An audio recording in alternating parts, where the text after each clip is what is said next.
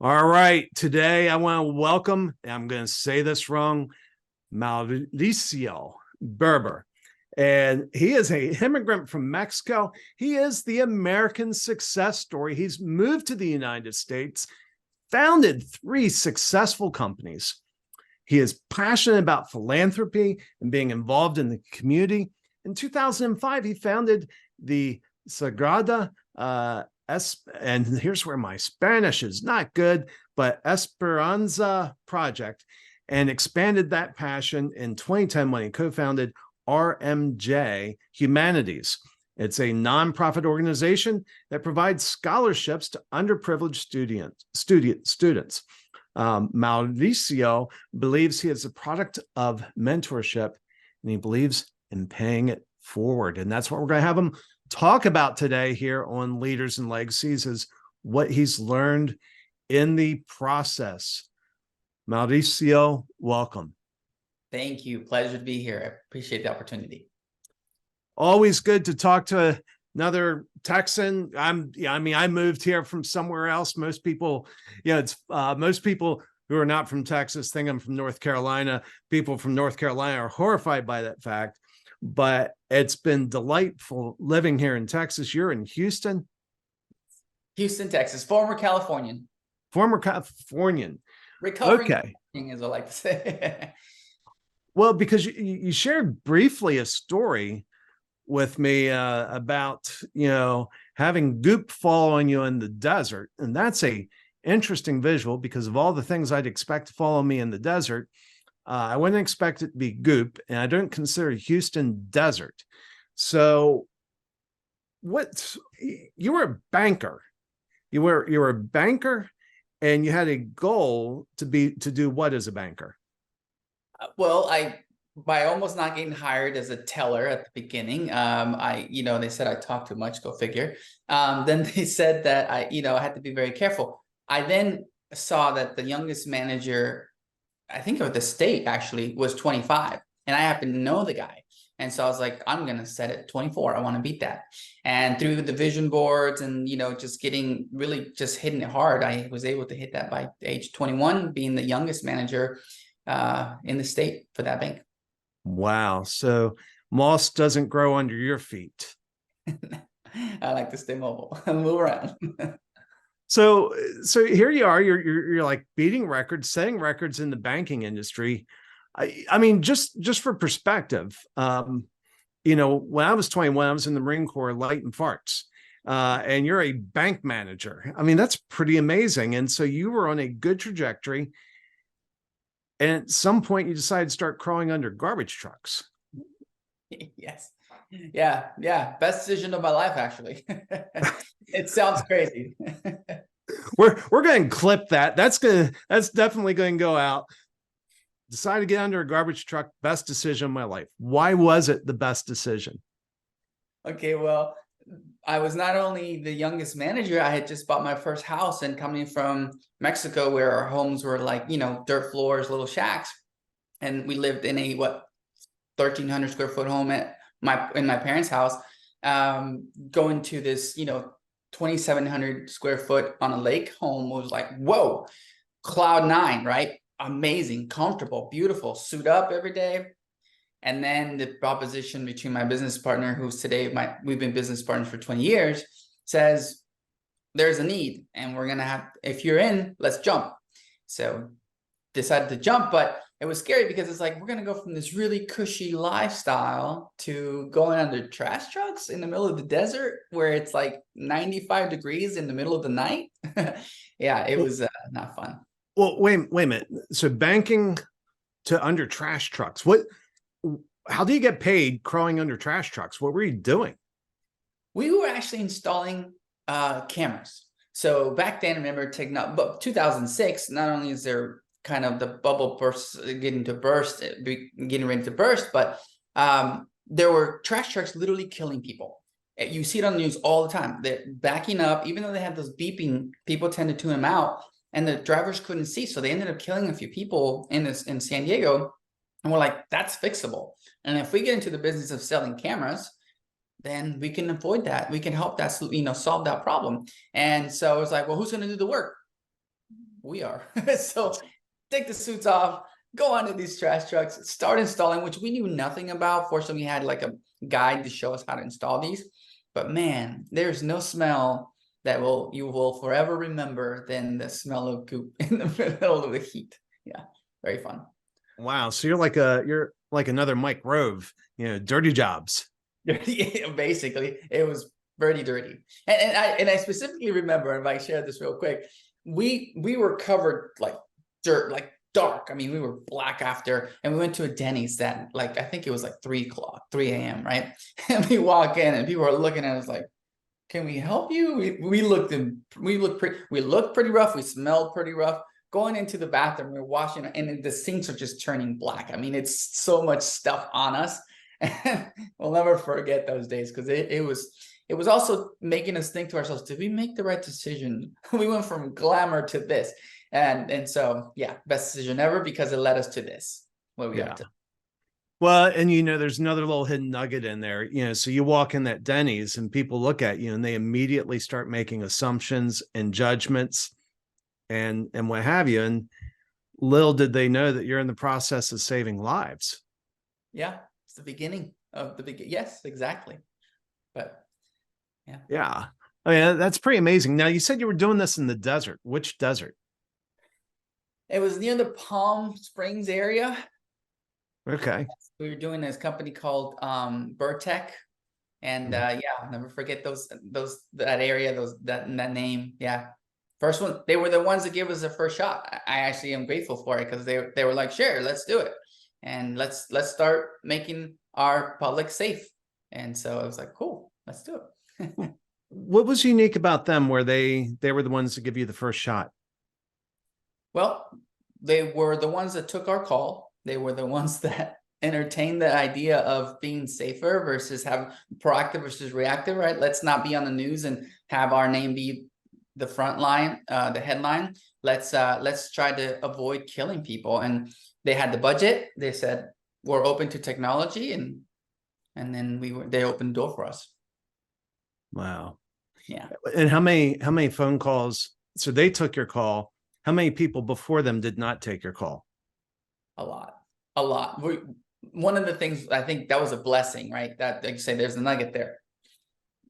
When you have something that's ahead of its time and people are not ready to adopt, you get kicked out of office often. And you get told that you're trying to sell me hot soup on a hot day, get out of here. And then to crank it up one more level, if you're in an industry or a time where it's like a mini recession, that times are bad, it's even worse, because it's like, how dare you come try to sell me something when I can barely even pay for my employees. The idea was spend a little money to save a lot of money, but we had to make sure we were persistent enough to get people to understand.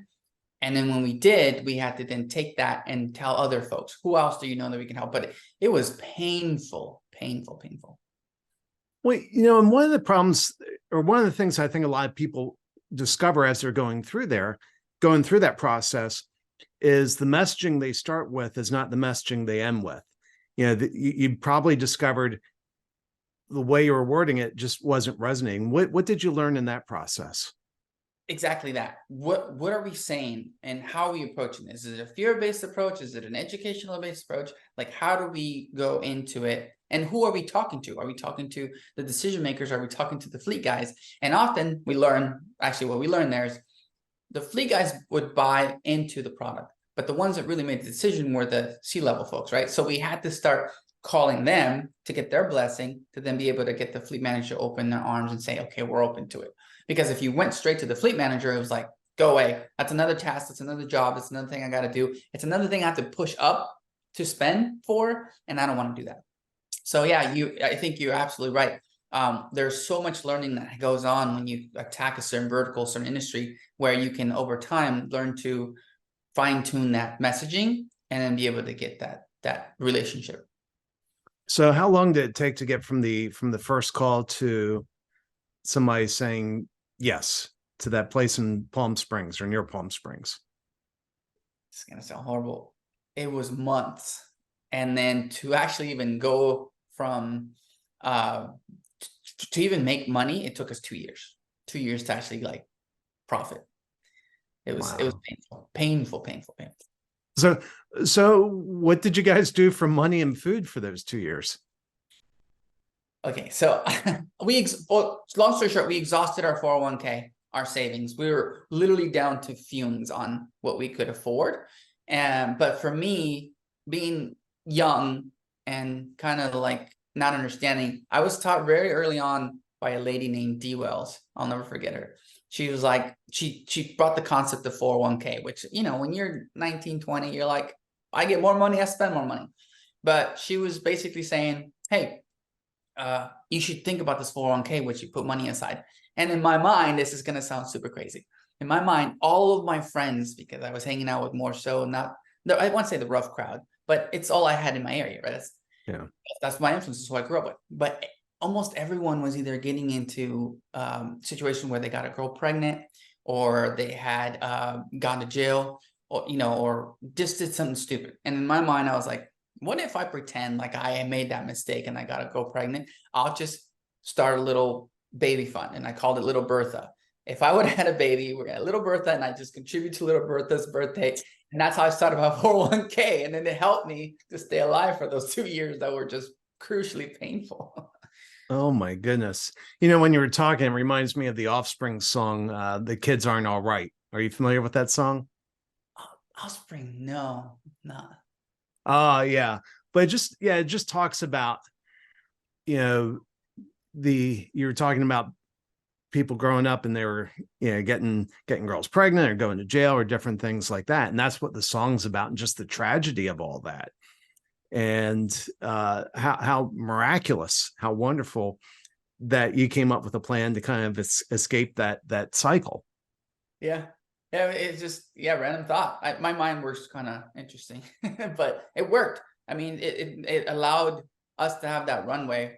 And this whole time, by the way, that I'm doing this and struggling to eat, our family and friends, right? Negative. You're going to fail. You made a mistake. You threw your life away. That constant reminder of like people betting against you made it even more painful than it already was, because they were basically validating you made a bad decision. And they're like, my business partner and I had to kind of get ourselves out of that hole, you know? Yeah. That was tough. Now, if you could go back to your old neighborhood and give a piece of advice that they would actually listen to, what would that piece of advice be? If I could do it, you can too. As cliche as that sounds, we all had the same resources. I didn't have any special anything. We all had the same opportunity. But I guess back to your point, change hurts.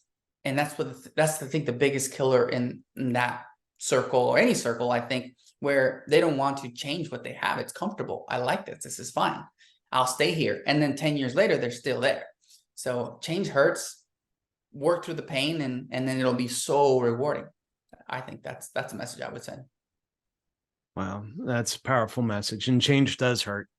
For me today, there's a recliner. My wife moved downstairs after I got out of the hospital. I had to learn how to walk again 2 years ago and couldn't go upstairs. And that recliner has been kind of a place of comfort, and it was a place of growth for me for a long time.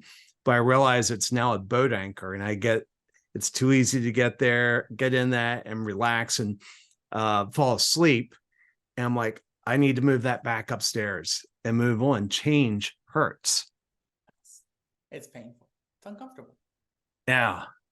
So now let's fast forward to where you are right now. So you started doing all that. What are you doing now? Okay, so now we're in the business of significantly reducing risky driver behavior. And this came about from learning from our clients. So after cameras, we were introduced to GPS tracking, which we knew nothing about. And talk about being ahead of its time. GPS tracking 2007, 2008 was like this concept of, if we can help you see your fleets better, you will have better fuel economy and all these savings, right? Get out of here. Same thing. No way. But through that process, we were persistent, and we went to the path of least resistance, which at the time, everybody was selling to the low-hanging fruit.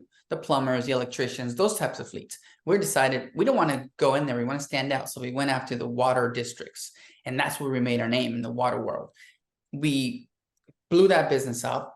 This is something that in that business, there's residual revenue that comes in, right? Well, that helped us fund what we have today. So we're happy to say we've self-funded, bootstrapped this. But why I share that is because through that process, we identified a problem we weren't even aware of, where we're giving this client all this awesome, reporting optics solutions, but then they realize the courts can now subpoena my GPS tracking records and is going to put me in a really bad place. Why?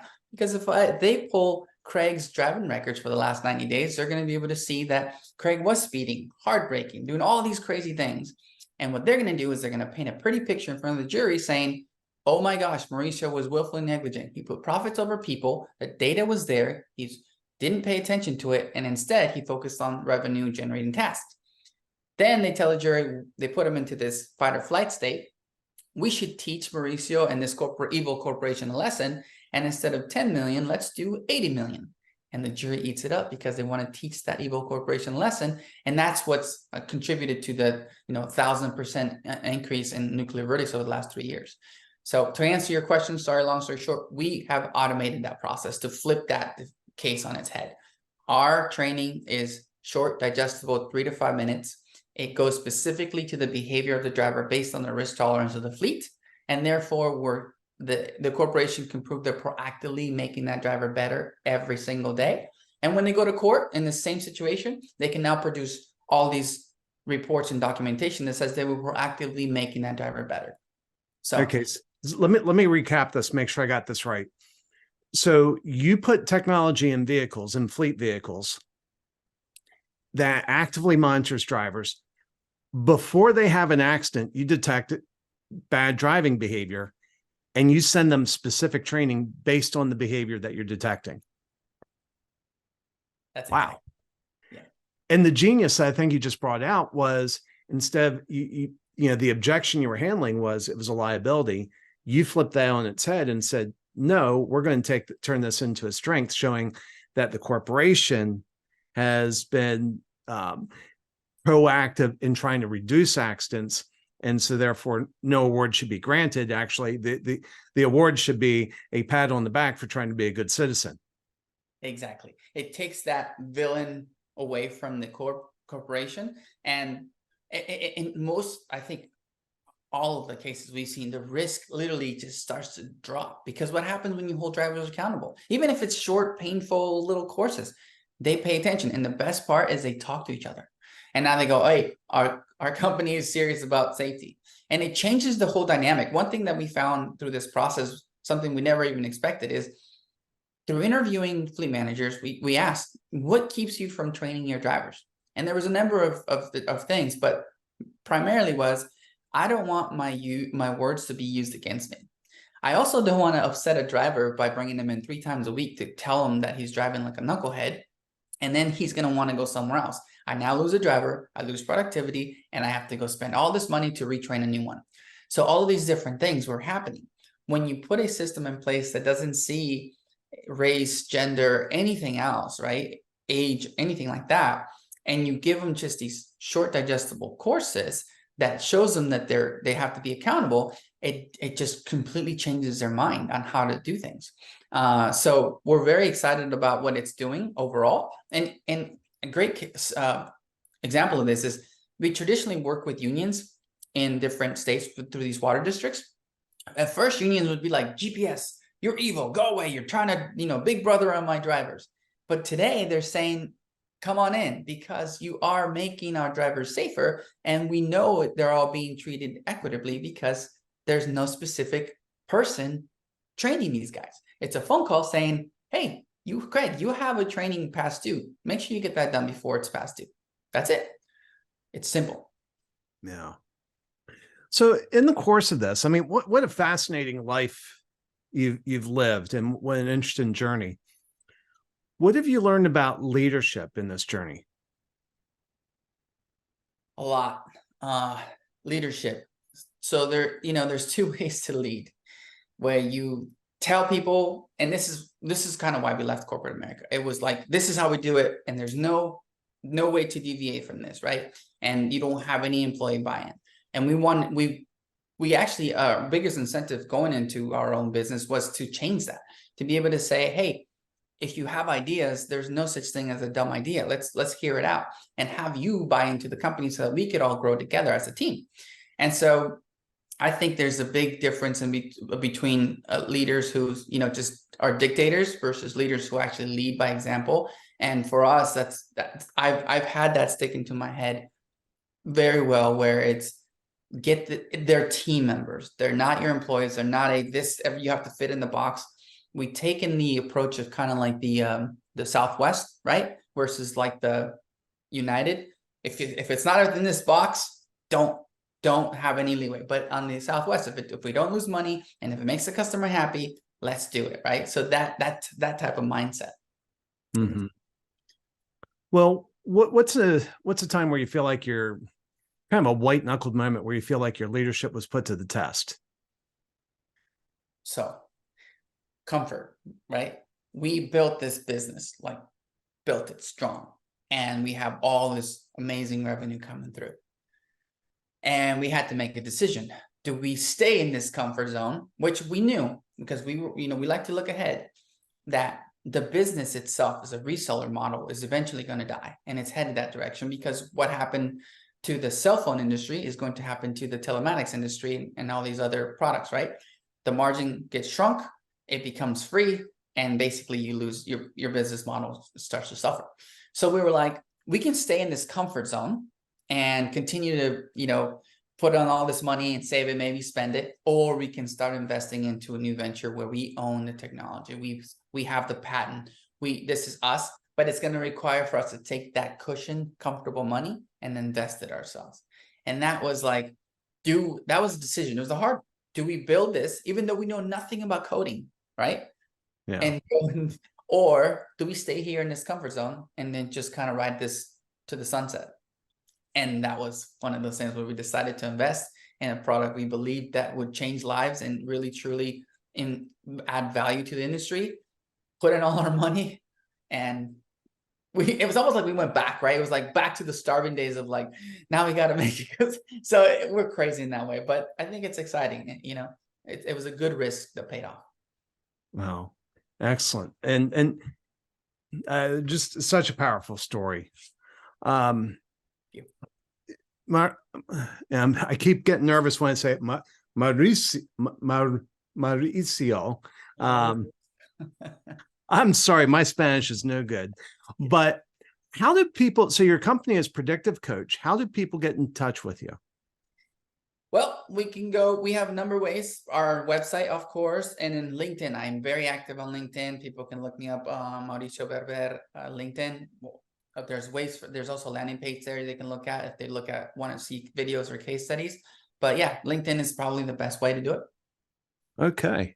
Well, I hope people are going to reach out to you. The things that really stood out to me were, high ambition from an early age, but not a need to, for the glamour. You go from the banking to goop under the garbage truck.